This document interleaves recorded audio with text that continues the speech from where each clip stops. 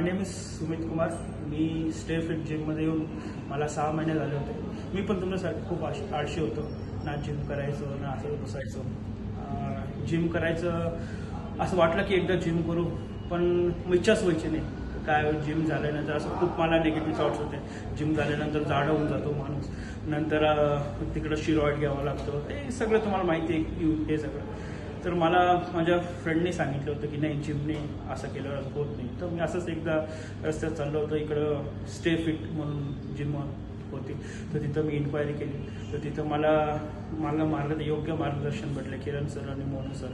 तर त्यांनी मला योग्य रीतीने सांगितलं की माझं एज आता 32 आहे. या वयामध्ये पण तुम्ही फिट राहू शकता. फिट का होणं त्यांनी मला सांगितलं.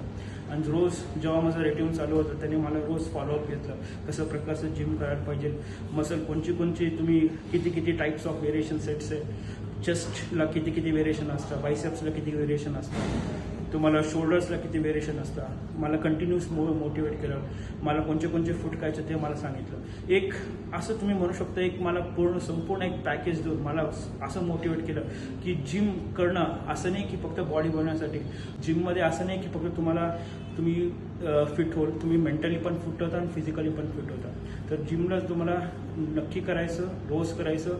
ते तुम्हाला एक आहे, संडे व मंडे रोज खा वनडे. तर आता चेंज करायचं, संडे व मंडे रोज आणा जिम आहे. तर सगळे या gym stay fit. Best of luck.